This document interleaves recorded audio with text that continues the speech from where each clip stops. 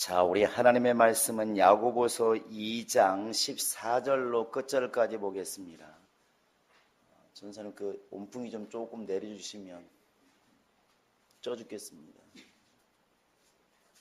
자, 야고보서 2장 14절로 끝절까지입니다. 시작. 내 형제들아, 만일 사람이 믿음이 있노라 하고 행함이 없으면 무슨 유익이 있으리요? 그 믿음이 능히 자기를 구원하겠느냐? 만일 형제나 자매가 헐벗고 일용할 양식이 없는데 너희 중에 누구든지 그에게 이르되 평안히 가라, 덥게 하라, 배부르게 하라 하며 그 몸에 쓸 것을 주지 아니하면 무슨 유익이 있으리요? 이와 같이 행함이 없는 믿음은 그 자체가 죽은 것이라. 어떤 사람은 말하기를 너는 믿음이 있고 나는 행함이 있으니 행함이 없는 내 믿음을 내게 보이라. 나는 행함으로 내 믿음을 내게 보이리라 하리라. 내가 하나님은 한 분이신 줄을 믿느냐? 잘하는도다. 귀신들도 믿고 떠느니라. 아, 허탄한 사람아, 행함이 없는 믿음이 헛것인 줄을 알고자 하느냐? 우리 조상 아브라함이 그 아들 이삭을 제단에 바칠 때 행함으로 옳다 하심을 받은 것이 아니냐? 내가 보거니와 믿음이 그의 행함과 함께 일하고 행함으로 믿음이 온전하게 되었느니라. 이에 성경에 이른바 아브라함이 하나님을 믿으니 이것을 의로 여기셨다는 말씀이 이루어졌고 그는 하나님 보시라 칭함을 받았나니 이로 보건대 한 사람이 행함으로 의롭다 하심을 받고 믿음으로만은 아니니라. 또 이와 같이 기생라합이 사자들을 접대하여 다른 길로 나가게 할 때 행함으로 의롭다 하심을 받은 것이 아니냐? 영혼 없는 몸이 죽은 것 같이 행함이 없는 믿음은 죽은 것이니라. 아멘.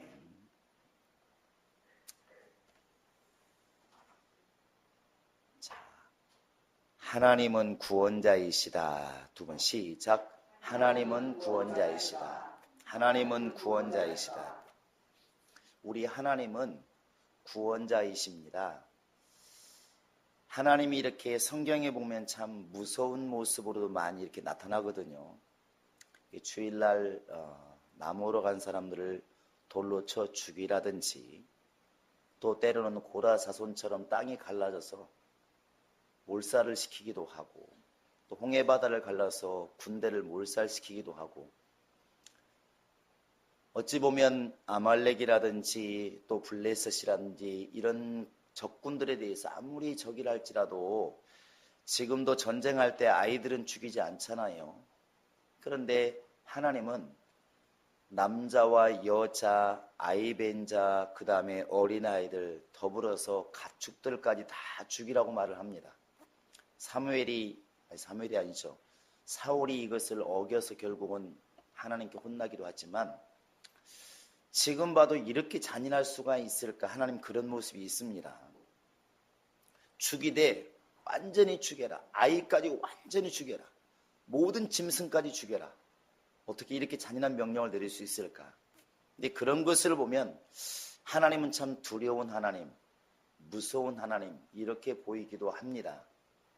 그러나 성경 전체를 보시면 이미 창세기부터 시작해서 생명나무 나아가는 길을 딱 막는 그 순간부터 하나님은 어떤 분이라는 게 다 속이 드러납니다. 아담이 범죄했을 때 아담아 너 어디 있느냐? 주여 내가 범죄에 숨었나이다 했을 때 나와라. 그 다음에 가죽옷을 지어 입히시는 그 아버지의 마음, 이게 분명히 쫓아낼 수밖에 없는 상황이지만 가죽옷을 지어 입히시고 쫓아내는 것도 그냥 단순히 미워서 다시 보지 않기 위해서 쫓아내는 것이 아니라 다시 들어올 길을 준비하기 위해서 내보낸다는 사실. 이게 하나님은 그 궁극적으로 기본이 뭐냐면 사랑이십니다. 그래서 하나님이 우리에게 주시는 이런 징계들, 때로는 우리의 살림을 꺾으시고 육체를 꺾는 경우도 있습니다. 환경을 꺾는 경우도 있습니다. 예수 믿기 때문에 마냥 꽃길을 거둘 거라는 생각은 여러분 버리셔야 됩니다. 예루살렘이 하나님이 쓰시는 도시요, 예루살렘의 성전이 하나님이 계시는 곳이 분명하지만 이스라엘들이 타락했을 때는 결코 그곳도 안전하지 않았습니다. 그래서 예루살렘의 성이 무너지고 성전이 무너져서 실랑과 타조가 뛰노는 그냥 황무지가 되었다는 것이죠. 그런데 그렇게 하나님께서 명령하시고 징계하시고 하나님께서 화를 내실 때에도 예레미야서 29장에 보시면 이렇게 말씀하십니다. 분명히 이 성이 멸망하고 이 나라가 멸망한다. 너희들은 잡혀간다. 안 잡혀가려고 발버둥 치면 그놈은 죽을 줄 알아라. 하나님께 무섭게 말씀하시는데, 이렇게 내가 말을 하고 있지만 너희를 향한 생각은, 내 생각은 재앙이 아니라 평안이다, 이렇게 말합니다. 가까운 장래에 소망을 주고 싶은 것이 내 마음이다, 이렇게 말을 해요.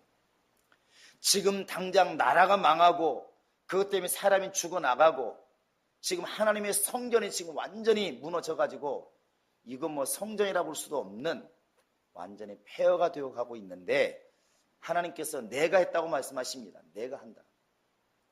그럼 분명히 화가 난 게 분명한데, 사람들이 볼 때 이제 우리는 끝났다 이렇게 생각할 때 주님께서 말씀하시는 것은, 내가 지금 비록 너희들에게 회초리를 대고 있고 저 바벨론을 들어서 너희를 지금 내가 혼내고 있지만 너희를 향한 생각은, 속생각은 너에게 소망을 주고 싶은 것이고 가까운 장래에 너희가 다시 살고자 하는 소망을 내가 주고자 이렇게 하고 있다, 이렇게 말하고 있다는 사실입니다. 그래서 예수님께서 내가 지금 너희를 징계하러 온 것이 아니라 나는 너희를 구원하러 왔다, 이렇게 이제 말씀하게 되는 것이죠. 그래서 우리가 예수를 바라볼 때 예수는 심판하시는 분, 징계하시는 분, 이게 아니라 예수는 우리를 구원하시는 구세주, 이렇게 우리가 말을 하게 되는 것입니다. 자, 제가 하나님은 구원자이시다 그러면 여러분은 예수는 내 주인이시다 이렇게 하시 바랍니다. 하나님은 구원자이시다. 하나님은 구원자이시다. 헷갈리죠? 문장을 달리하라고 그러니까 정신 차리시기 바랍니다. 근데 하나님이 예수를 주실 때에는 하나님이 구원자이시기 때문에 구원의 방법으로 보냈다는 것이죠. 말씀도 마찬가지고 성령도 마찬가지입니다.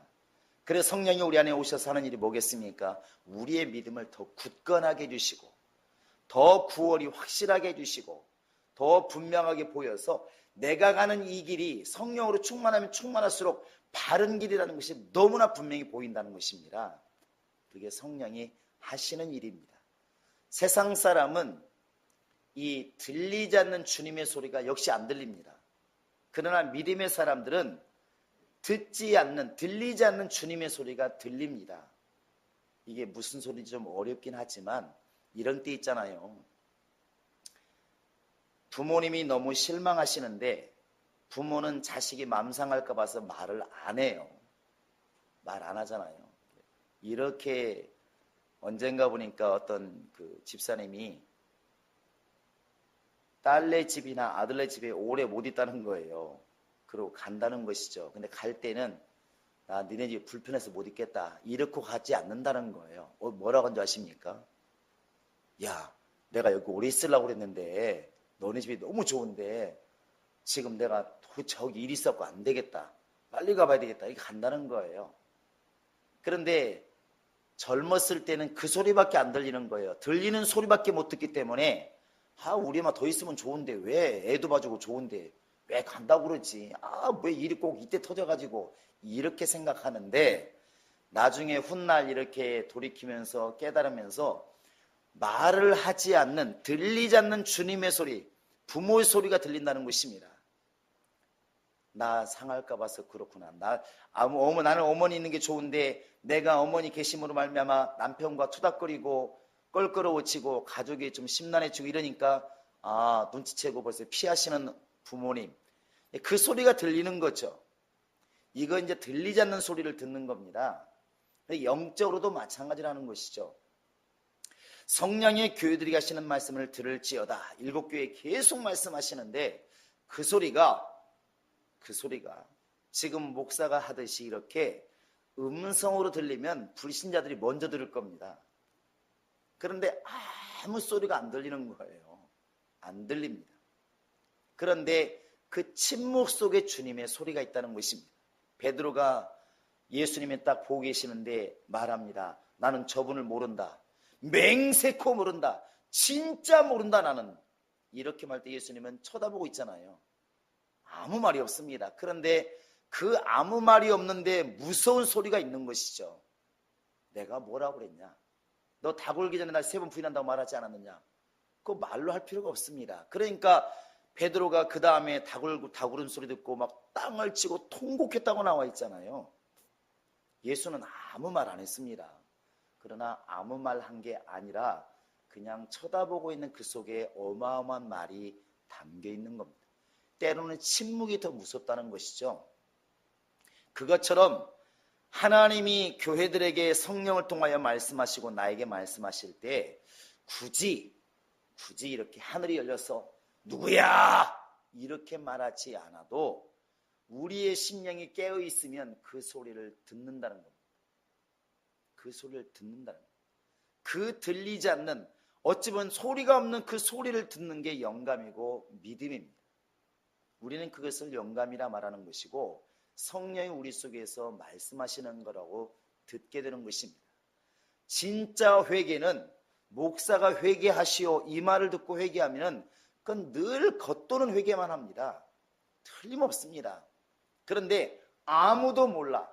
누구도 지적하지 않아. 그런데 내 속에서 정말 감당할 수 없는 벅찬 감동이 일어나는데 부끄러운 거예요. 누구한테? 하나님께 부끄럽고 죄송한 겁니다. 그러면 아무도 몰라도 자기 스스로가 엎드리게 되어 있습니다. 하나님 죄송합니다. 나 죄인입니다. 사람들을 나를 집사라, 장로라, 목사라 말하지만 하나님 나는 지금 너무나 초라해서 마치 뻘거벗은 것처럼 감히 설 수가 없습니다. 이 회개가 누가 시켜서 나오는 게 아니라 속에서 터져 나온다는 것이죠. 주의 음성이 들려져야 이게 가능한 것입니다. 그렇지 않으면 겉도는 회개만 하게 되어 있습니다. 예배 시간에 회개 시간이 있으니까 여러분 회개해야 삽니다. 회개하십시오. 그러니까 회개합니다. 죄여 나를 용서하여 주시옵소서, 용서하여 주시옵소서. 주님 물을 겁니다. 뭘? 네가 뭔 잘못했는데? 하여튼 몰라요. 나 회개합니다. 이렇게밖에 안 되는 것이죠. 그래서 우리가 하나님은 구원자라 이렇게 말씀하실 때에 우리 자신 자체가 정말로 그분의 사랑을 느끼고 내가 그분의 음성을 내 깊은 영혼 속에서 들을 만한 영감이 있는가를 우리는 돌아보셔야 됩니다. 내 속에서 역사하시는 이의 역사를 따르지 않으면 이 영적 생활 자체가 자꾸만 외식이 되고 종교 생활이 될 수밖에 없다는 것입니다. 그 신앙생활은 결국에 자기도 버겁고 다른 사람도 버겁습니다.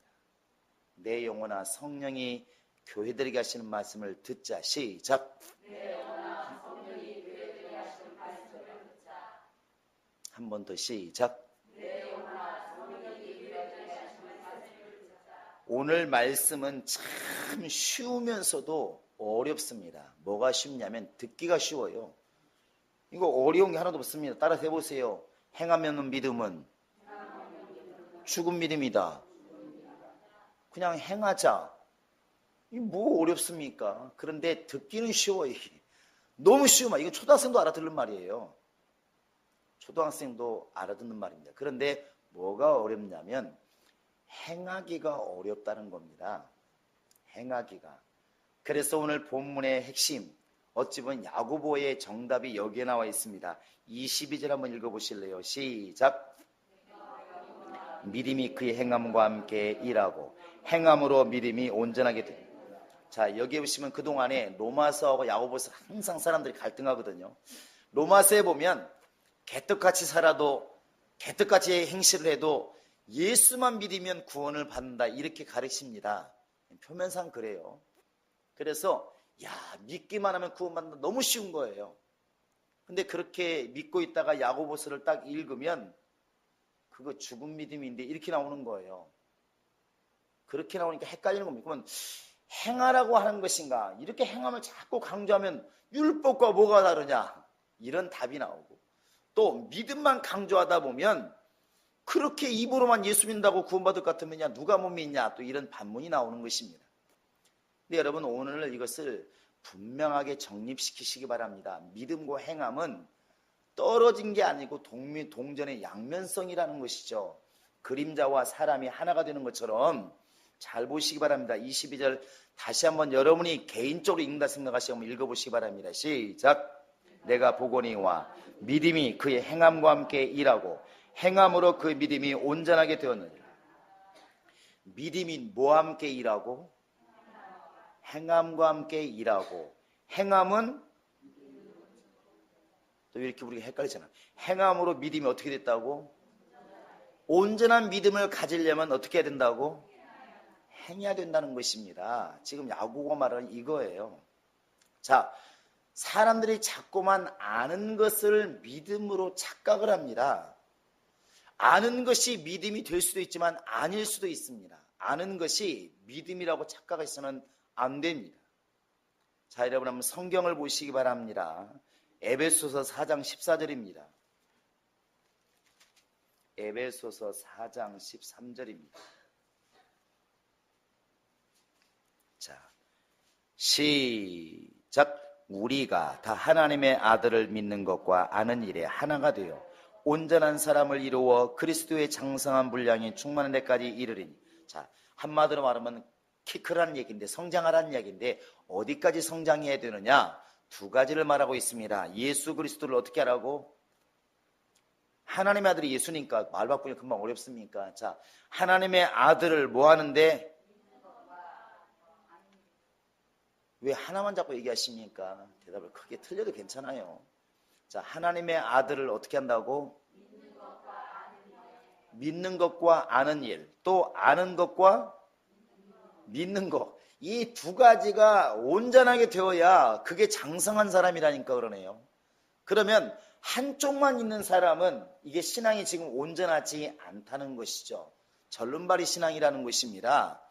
그래서 우리가 지금 이 야고보서를 보면서 자꾸만 행함을 강조하는 것은, 이 야고보가 지금 이 편지를 쓸 때는 흩어져 있는 유대인들에게 이렇게 썼거든요. 다시 한번 1장을 보시기 바랍니다. 기억했는지 모르겠지만, 자, 1장 1절 여러분의 기억을 돕기 위해서도 읽겠습니다. 시작. 흩어져 있는 12지파에게. 자, 이 글을 지금 누구한테 썼다고? 유대인, 이방인. 유대인에게 쓴 거예요. 유대인들은 기본적으로 율법을 알아요, 몰라요? 아는 사람들이에요. 알기 때문에 이 말을 하는 것입니다. 근데 이방인한테 행하면 믿음이 죽은 믿음이다 이래버리면 대뜸 그러면 뭘 행해야지? 이렇게 어려워진다는 것이죠.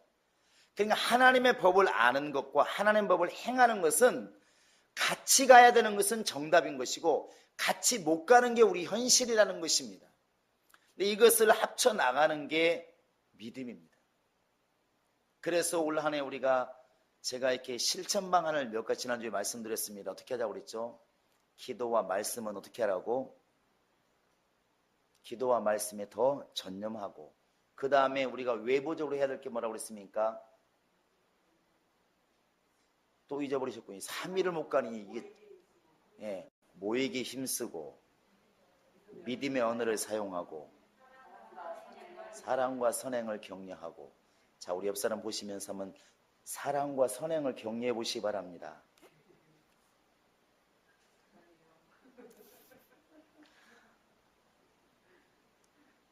우리는 나쁜 것은 되도록이면 지적을 안 하고 기도해 주시기 바랍니다. 그건 불신자들이 잘 합니다. 원래 사단이 하는 일이 뭐냐면 지적질이거든요. 여러분 욥기서 보시기 바랍니다. 하나님, 욥이라는 사람 봤습니까? 그 사람 아마 믿음이 제대로 믿음이 아닙니다. 아니던데 내가 보기에 신앙이 좋던데. 하나님이 자식도 잘 되게 하시고 환경도 잘 되게 하시니까 그가 신앙생활 잘하는 거지, 그거 없으면 그거 아마 안 믿을 거예요. 웃기지 마라. 근데 계속 참소를 합니다. 할렐루야. 한동안 좀 잠잠해야 됐습니다. 그런데 마귀는 참소하지만 믿음의 사람들은 격려와 찬송과 선행을 격려하는 것이, 그게 주님의 명령이라는 것이죠. 여러분 예수께 무슨 명령 받았습니까? 남의 집에 들어갈 때 잘못된 거 있으면 지적하고 좋은 거 있으면 격려하라 했을 때 뭐라고 받으셨습니까? 마태복음 10장에서 뭐라고? 크게 좀 해보세요. 너희가 누구 집에 들어가든지 뭐 해라? 왜 안 하십니까? 근데 이제 부흥사가 돼야 됩니다. 회개하시오. 요즘 정부에서는 사표 내세요, 이게 유행인데. 회개해야 됩니다. 근데 우리는 왜 희한하게 하향 평준화를 만들려고 하는 기본이 있어요. 이거 일 좋은 게 아닙니다. 절대로 아닙니다. 그러니까 항상 잘하는 사람을 격려하고 칭찬하고 모든 사람이 그 사람을 보게 해야 신앙이 좋아지지, 잘하는 사람을 자꾸 꺾어서 일반화시키려고 그러면 신앙생활은 점점 어려워지게 되어 있습니다. 그래서 우리가 어떤 사람이 남들보다 뛰어나면 자꾸 칭찬해주고 격려하자는 것이죠. 여러분 그리되시기 바랍니다. 자, 모이기에 힘쓰고 믿음의 언어를 사용하고 사랑과 선행을 격려하자. 이게 안 되니까 이제 외치는 겁니다. 올 연말에 가서는 되리라 믿습니다.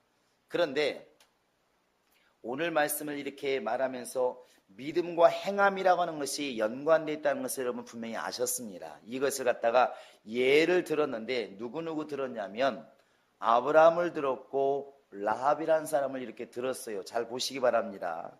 자, 우리 한번 21절 읽어볼까요? 21절. 자, 시작. 우리 조상 아브라함이 그 아들 이삭을 제단에 바칠 때 행함으로 의롭다고 하심을 받은 것이 아니냐. 자, 우리 한번 창세기 22장을 펴보시기 바랍니다. 자, 창세기 22장입니다. 다 펴셨나요? 창세기 22장은 이제 이삭을 바치는 이런 사건이 나와 있습니다. 이삭을 바쳐서 죽이려고 할 때 하나님께서 아브라함아 손대지 말아라 하시면서 하신 말씀이 뭐냐면 12절입니다. 시작. 사자가 이르시되 그 아이에게 내 손을 대지 말라.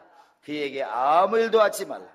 내가 내 아들 내 독자까지도 내게 아끼지 아니하였으니 내가 이제야 네가 하나님을 경외하는 줄을 아노라. 여기 잘 보시면 내가 뭐에 이제야? 내가 이제야라는 말을 단어를 쓰고 있어요. 그러면 이렇게 물어볼 수 있습니다. 갈대아 우리에서 나를 부르실 때 창세기 12장에서 나를 부르실 때 한 말은 뭡니까? 아니 그게 뭡니까? 그때는 뭐 나를 믿어서 뭐 믿음의 조상으로 세운다면서 나를 인정해서 부르신 거 아니겠습니까? 이렇게 물을 수 있는데 하나님께서 믿음의 확정을 하신 것은 아브라함이 독자를 바침으로 가장 소중한 것을 바쳤을 때 주님께서 그 믿음을 보셨다는 것입니다. 아, 얘는 말로만 아니라 진짜 믿음을 가지고 있구나. 정말 하나님 믿는 믿음을 가지고 있구나. 확증했다는 사실입니다. 도장을 찍은 것이죠. 그래서 내가 이제야란 말을 쓰고 있는 것입니다.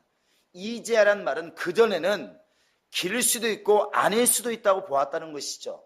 언제 돌변할 수도 있는 그런 믿음을 가지고 있었는데 독자를 바치는 걸 딱 하나님께서 보시면서 이 사람의 믿음은 네가 독자를 바친 만큼 나도 내 독자를 너에게 줄 수 있겠다는 것입니다. 예수를 주어도 아깝지 않다는 것이죠. 여러분 이 결과가 놀랍지 않습니까? 아브라함은 믿음의 시작입니다. 그런데 이 아브라함이 자기 독자를 바쳤을 때 하나님께서는 독자를 내어 주었다는 것입니다. 굉장한 믿음입니다. 이게 온전한 믿음이라는 것입니다. 주고받는 것이 온전해졌다는 것이죠. 그래서 우리가 나에게 독자를 바치신 하나님 너무나 감사합니다만 말할 게 아니고 나는 아브라함처럼 독자를 지금 드리고 있는가를 생각해 보셔야 됩니다. 그게 온전한 믿음이라는 것이죠. 그게 행함이라는 것으로 지금 우리에게 요구되어지고 있다는 것입니다. 또 라합이라는 사람이 나와 있습니다. 오늘 뒤에 보시면 자 우리 한번 라합을 읽어볼까요? 25절입니다.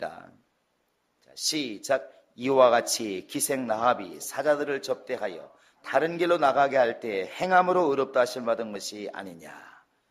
이 야고보는 라합 이야기를 정확히 알고 있습니다. 우리 한번 여호수아 2장을 펴보시기 바랍니다. 조금 설교 길어도 괜찮죠? 안 괜찮군요. 자, 여호수아 2장입니다. 자, 우리 한번 1절, 2절 한번 보겠습니다. 시작. 눈의 아들 여호수아가 시딤에서 두 사람을 정탐꾼에게 보내며 이르되 가서 그 땅과 여리고를 엿보라 하며 그들이 가서 라합이라 하는 기생의 집에 들어가 거기서 유숙하더니 어떤 사람이 여리고 왕에게 말하여 이르되 보소서 이 밤에 이스라엘 자손 중에 몇 사람이 이 땅을 정탐하러 이리로 들어왔나이다. 무슨 얘기인지 금방 아시겠죠? 자, 여호수아가 여리고성이 너무 강하니까 여리고성을 갖다 무너뜨리기 위해서 정탐을 보냈습니다. 정탐꾼을 보냈는데 그 정탐꾼들이 숨어 들어간 집이 라합의 집이에요. 바로 이 기생 라합의 집인데 이걸 갖다가 정탐꾼이 왔다는 것을 누가 알았습니까? 이미 여리고성에서 알아버렸습니다. 알아버렸어. 그래서 한번 여러분 3절을 보시기 바랍니다. 시작. 여리고 왕이 라합에게 사람을 보내어 이르되 내게로 와서 내 집에 들어간 그 사람들을 끌어내라. 그들은 이 온 땅을 정탐하러 왔느니라. 이렇게 되어 있습니다. 자, 이제 이 사람들이 이제 잡으러 오잖아요. 결국은 죽을 상황입니다. 죽을 상황이에요. 그런데 어떻게 되었나요? 자, 우리 한번 뒤에 보겠습니다. 자, 우리 한번 13절부터 읽어볼까요? 자, 13절입니다. 13절, 14절. 시작. 그리고 나의 부모와 나의 남녀 형제와 그들에게 속한 모든 사람을 살려주어 우리 목숨을 죽음에서 건져내라. 그 사람들이 그에게 이르되 내가 우리의 일을 누설하지 아니하면 우리의 목숨으로 너희를 대신할 것이요 여호와께서 우리에게 이 땅을 주실 때에는 인자하고 진실하게 너를 대우하리라. 자, 이게 무슨 얘기냐면 이제 이 기생 라합이 잡아가세요, 우리 집에 있습니다, 이러면 죽었을 거예요. 그런데 벌써 지금 딴 데로 갔습니다, 이러니까 이 사람들은 살았거든요. 근데 그때 이제 라합이 부탁을 하는 겁니다. 이 정탐꾼들에게 내가 목숨 걸고 당신을 살려주었으니까 당신들도 우리를 살려주기 원합니다. 나는 알고 있습니다. 당신들의 소문을 들었기 때문에 이스라엘의 하나님이 얼마나 두려운 인물이신지 지금까지 당신들을 거역한 사람은 다 죽었다는 걸 이미 알고 있습니다.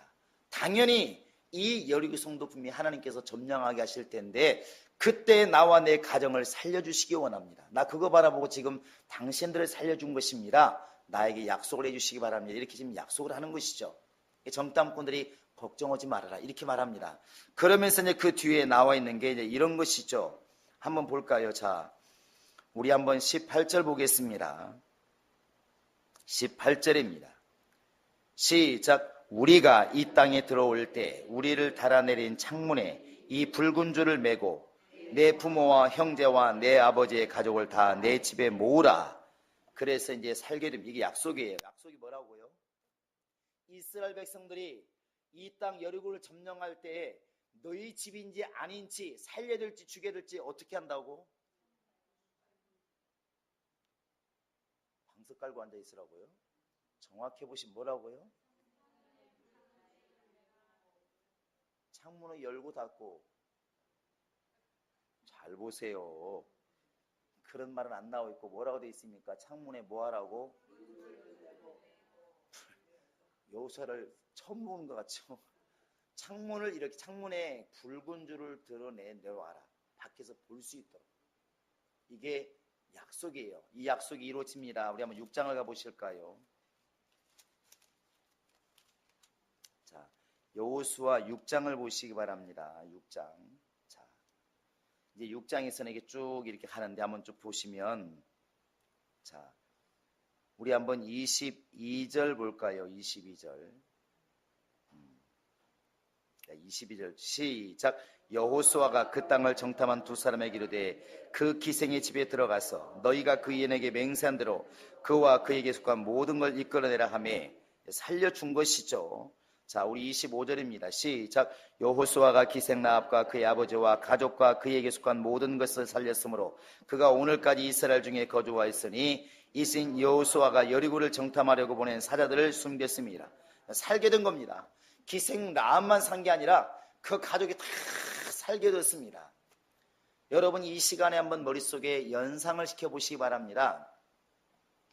붉은색이라는 것도 의미가 있지만 잘 보시면 이 기생 라합의 집이 지금 이 여리고성 모두가 지금 죽어나가는 마당에 살게 되었습니다.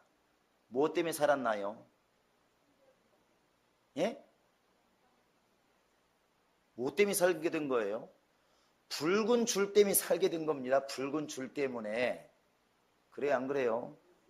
만약에 라합이 이까지 무슨 붉은 줄이 무슨 의미가 있어? 그리고 그걸 안 내려놓았더라면, 또 우리처럼 건망증심해서 그날 아침에 이것을 안 내려놨으면 그냥 죽는 겁니다. 그거 어째서 죽는 거예요. 그런데 이스라엘 백성들은 모든 군사들에게 명령이 내려와 있습니다. 바로 어떤 집이든 붉은 줄이 내려와 있으면 그게 바로 우리들을 살려준 집이기 때문에 그 집은 절대 손대지 말아라. 그리고 여호수아가 얘기합니다. 바로 그 집에 너희가 먼저 가서 그 가족들을 잘 데리고 나와라. 그게 결국 살려주었습니다. 그런데 여호수아와 모든 이스라엘 사람들은 이 집을 모르는 거예요. 어떤 집인지를 말만 들었지. 근데 그때 표징이 뭐냐면 창문에 붉은 줄이 내려와 있는 것입니다. 그냥 잠깐 퀴즈 하나 낼까요? 이때 이 여리고성을 정탐한 사람의 이름이 뭐죠? 그건 옛날에 광야에서 가나안 땅을 정탐한 것이고, 기생 라합의 집에 들어간 사람은 누구예요? 이름이 뭐냐고 물었습니다. 야, 마태복음 1장을 모르시니 도대체 어찌할꼬? 자, 우리 마태복음 1장에 보시기 바랍니다. 자, 마태복음 1장입니다. 자, 5절입니다. 시작.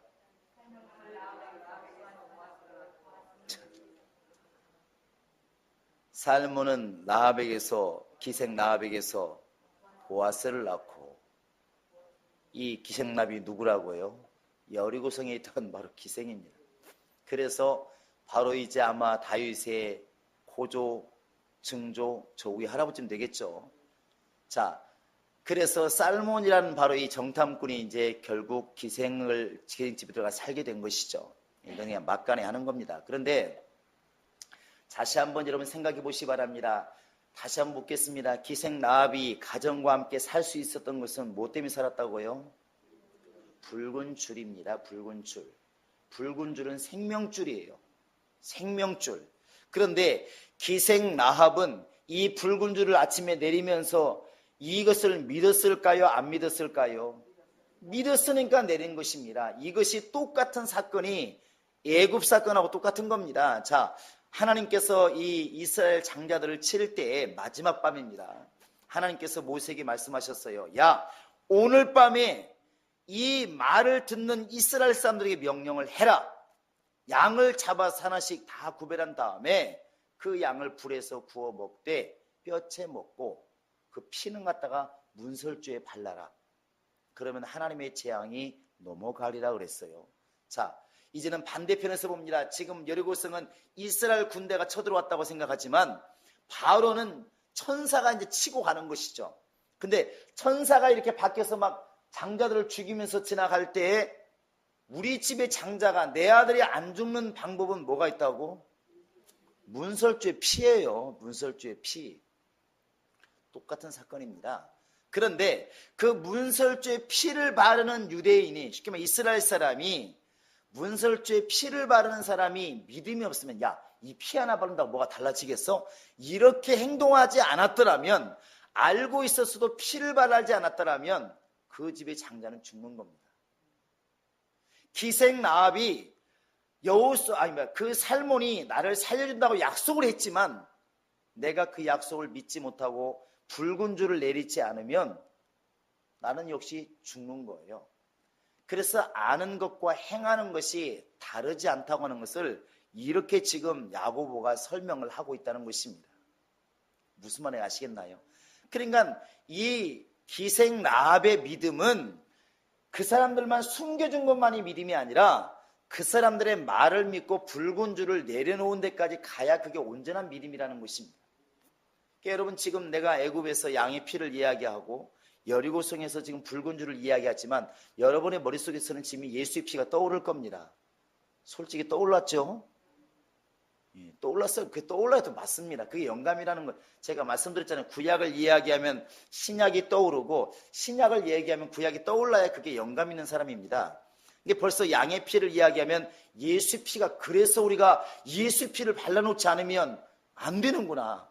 왜 옆집에 예수 안 믿는 사람이 저렇게 성실하게 사는데 내가 세상에 둘도 없는 친구인데 왜 저 사람이 지옥 가야 되냐 물었을 때, 만약에 기생이 그 붉은 줄을 내리지 않았더라면, 이스라엘 사람들이 만약에 피를 바르지 않았더라면 별 수 있을까? 장자가 죽었겠지, 가족이 죽었겠지.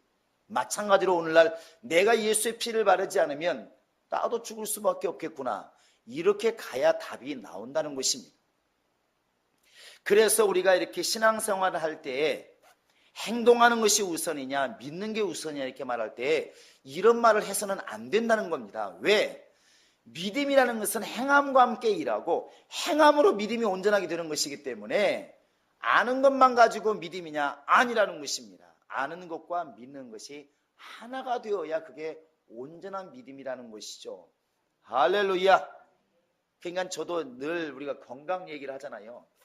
내가 이렇게 가끔 가다 보면 생로병사의 비밀이니 또 무슨 뭐 특강이 이런 걸 들어보면 특히 뭐 EBS 같은 무슨 이렇게 명의라는 걸 보면은 우리나라의 최고의 의사들만 나와서 얘기합니다. 때로는 뭐 피부병, 뭐 관절, 뇌 뭐 이런 건데 그분들이 막 여러 가지 얘기를 해요. 여러 가지 얘기, 먹는 것부터 시작해서 습관 막 얘기하는데 그러면 사회자가 묻습니다. 우리가 뇌졸중에 안 걸리려면 어떻게 해야 됩니까? 골다공증을 예방하려면 어떻게 되겠습니까? 치매를 예방하려면 어떻게 되겠습니까? 그러면 이제 여러 가지를 이야기합니다. 첫 번째가 자주 의사에 가서 진단받으십시오. 근데 그 중에 꼭 빠지 않는 게 절대로 빠지 않는 거 뭔지 아십니까? 모르시니까 이런 운동 안 하는 겁니다. 그 사람들의 모든 결론은 뭐냐면 운동하셔야 됩니다. 얼마나 제가 여러 번 들었으면 이렇게 말할 수 있습니다. 제 말이 맞을 거예요. 일주일에 3번 이상 30분 이상씩 땀나도록 못 들으셨나요? 들으셨죠? 거의 왜잖아요. 왜? 근데 그렇게 해요 안 해요? 장로님 일주일에 3번 이상 운동하시나요? 왜 안 하십니까? 몰랐습니까? 알았다 빨리 얘기하세요. 몰랐습니까? 알았잖아요. 근데 알기 때문에 막 건강해지던가요? 아니에요. 그게 교리로 끝난 겁니다. 아, 그러면 건강해진다. 그런데 우리나라 속담에도 이런 말이 있습니다. 부뚜막에 소금도 씹어넣어야 짜다. 기도하면 응답된다는 거 누가 압니까? 기도 많이 하면 환상 보인다고 알고 있습니다. 그런데 안 해. 안 한다고요. 기도 많이 한 사람들의 간증은 어마어마합니다. 또 기도를 많이 하면 된다고 말하는 사람도 어마어마하게 많아요. 우리도 옆에 사람 이렇게 뭔 어려운 일 닥치면 대뜸 하는 말이 있습니다. 교인들 뭐라고 말하죠? 기도해야 돼요. 근데 그렇게 기도해야 된다고 너는 안 하잖아요. 내가 볼 때는 안 하는 게 아니라 못해요. 못합니다. 그러니까 지난번에도 뭐 우리 교우들 몇 명 얘기하면서 그런 얘기 했습니까? 기도에 대해서 막 얘기할 때 기도를 많이 하는 사람들의 간증은 참 많습니다. 기도를 막 오리 밤새도록 하다 보니까 환상이 열리더라. 기도를 많이 하니까 막 능력이 나오더라. 기도를 많이 하니까 주께서 음성을 주시더라. 이런 게 있잖아요. 단순한 음성이지만 서울로 가라. 뭐 어떤 목사님 그러더만요. 그때부터 뭐 부흥사 됐다고 그러는데 맨날 뒷동산 올라가가지고 하나님께 막 기도했더니 하나님께서 시골에 있는데 서울로 가라 그러더래요. 가서 뭐 하라고요? 그냥 가라는 거예요. 왔더니 이제 그때부터 일이 열렸다는 것이죠. 또 청량리에도 덮어주는 목사님은 그때 하지 않습니까? 맨날 기도했더니 청량리로 가라. 가서 뭐 하라고요? 가니까 할 일이 없더래야. 할 일 없으니까 냄비 사다 놓고 라면 끓여 먹었다고 그러잖아요. 청소하면서. 할 일이 없으니까 가라고 해서 갔기는 갔는데 할 일이 없더라는 것이죠. 근데 나중에 보니까 몇 년 지나 보니까 엄청난 일이 벌어지니까 아, 주님이 하실 일이 있었구나. 내가 못 깨달은 것이지. 이렇게 기도를 많이 하면 깨닫는 게 분명히 있습니다. 환상도 있고. 그런데 정작 그 수준에 이르도록 기도하는 사람은 많지 않더라는 것이죠. 저도 양을 막 이렇게 말하는 사람은 아닙니다. 기도 많이 한다고 되는 건 아니라는 걸 알기 때문에 기도를 길게만 하시 이렇게 말하진 않는데 이렇게 막 하루 종일 기도하자고 할 때 기도하다 보면 저도 한 번은 그런 경험이 있습니다. 한 5시간 기도하는데 이렇게 까만 옷 입은 사람이 확 지나가더라고. 앞에 벽인데 누가 지나가겠습니까? 보인 거죠. 이렇게. 근데 그때 딱 이게 기도가 깊어지고 충만하면 시커먼 옷 입은 애들도 나갈 수밖에 없나 보다. 그 순간에 그걸 느꼈어요. 이게 탁 순간적으로 지나가니까. 그때도 이제 여러 번 얘기를 하고 제가 그랬는데 그런 것들이 우리들은 간증하고 있지만 정말 기도가 필요한 것은 전 세계 기독교인이 다 이야기를 하는데 정작 기도를 행하는 사람이 별로 많지를 않다는 것이죠. 기도를 예를 들고 있지만 야고보는 이웃을 돕는 문제 또 하나님께 나아가는 문제 다 똑같은 문제라는 것입니다. 이 야고보가 별명이 있었다고 그럽니다. 여러분 알고 계시나요? 한동안 서점에 책도 많이 나왔었는데 이 야고보의 별명이 뭔지 아십니까? 사도들은 별명이 있어요. 도마는 별명이 뭐예요? 앞에 수식어가, 이건 유치원생들도 알더만, 의심 많은 도마라고. 의심 많은 도마. 그런데 이 야고보의 별명 뭔지 아십니까? 예? 그 야고보는 요한의 동생 야고보고, 이 야고보는 예수님의 동생 야고보를 쓴 야고보의 별명은 낙타무릎이라고, 약대무릎이라고 그러죠. 들어보셨나요? 그래서 지금도 아마 그 책이 있을 겁니다. 낙타무릎이라고 하는. 이 야고보는 기도를 어마어마하게 했다고 그래요. 어마어마하게. 그래서 이 무릎 자체가 이게 괭이가 베겨서 이 무릎이, 낙타가 항상 이 무릎 꿇고 이렇게 사막에서 하다 보니까 낙타 무릎 보시면 이렇게 아예 이렇게 괭이가 베겨 있잖아요. 이렇게요. 그것처럼 이 야고보의 무릎 자체가 항상 무릎으로 살아가지고, 지금처럼 무슨 방석 깔고 앉았겠습니까? 그 당시에. 그러다 보니까 이 무릎 자체가 낙타 무릎처럼 되어서 별명이 낙타 무릎이었다고 얘기를 합니다. 그만큼 대단한 사람이었다는 것이죠. 근데 어찌 보면 우리가 이런 말을 들으면서, 야, 그랬단다. 오늘 가가지고 야고보가 낙타 무릎이었대. 여러분, 이렇게 얘기해버리면 오늘 설교 잘못한 것입니다. 잘못한 것이라고. 우리가 지금 오늘 깨달아야 될 가장 중요한 진리는 뭐냐면, 행동이 먼저냐 믿음이 먼저냐, 이렇게 말하는 게 이미 잘못됐다는 것을 깨닫는 것입니다. 믿음과 행함은 같은 것입니다. 먹는 것과 싸는 것이 멀리 있는 것처럼 보이지만 하나인 것처럼 하나라는 것이죠. 들숨과 날숨이 하나인 것처럼 하나라는 것입니다. 그래서 주님은 아는 것과 믿는 것이 통일될 때 그 정도만 믿음을 인정하신다는 것입니다. 아는 것은 10개인데 행하는 게 하나다 그러면 그 사람의 믿음은 하나밖에 안 된다는 것입니다. 행함이 10개인데 아는 게 하나다 그러면 하나밖에 없다는 것이죠. 그래서 아까 여러분이 읽으신 것처럼 어떻게 하라고요? 에베소서 읽으신 것처럼 아는 것과 믿는 것이 어떻게 되라고? 하나가 되도록 하라는 것입니다. 그게 지금 야고보가 하는 말입니다. 여러분, 이 믿음이 있기를 원합니다. 키생라합이 정탐꾼을 살려줬지만 만약 그들의 말을 믿지 않고 붉은 줄을 내리지 않았더라면, 행함이 없었더라면 무슨 소용이 있겠는가? 정탐꾼을 내가 살리지 않았다면 무슨 소용이 있었을까? 행함이 있었기 때문에 자기도 가정도 구원을 받았다는 것이죠. 여러분과 지금 나의 심령도 그렇지 않나요? 여러분, 이런 믿음이 있도록 여러분 기도하시고 움직이시기 바랍니다. 우리 성도들은 아는 것으로 자랑하지 마시고 아는 것이 행함으로 자연스럽게 나올 수 있도록 스스로를 움직여가는 그런 영혼이 될 수 있기를 주의 이름으로 축원합니다. 이 시간 우리 다 같이 기도하겠습니다. 기도할 때 이게 지금 말은 쉽지만 말처럼 쉽지가 않습니다. 그래서 우리는 성령의 도움을 구하는 것이고 주님의 도움을 구하는 것입니다. 우리 이 시간 예수 이름으로 부르고 기도하실 때, 하나님, 정말 내가 나의 믿음이 행함으로 온전하게 되게 도와주시고 또 행함으로 나의 믿음이 참 바로 세워지게 해달라고, 믿는 것과 아는 것이 하나가 되는 그런 믿음을 내가 가지게 해달라고 이제는 우리 주 예수 그리스도의 은혜와 하나님 아버지의 극진하신 사랑과 성령의 교통하심과 인도하심과 그의 정말 감동하심이 이제 오직 믿음으로 행하여 하나님을 기쁘시게 하려 작정하는 모든 심령들 머리 위 지금으로부터 영원토록 함께 있을지어다.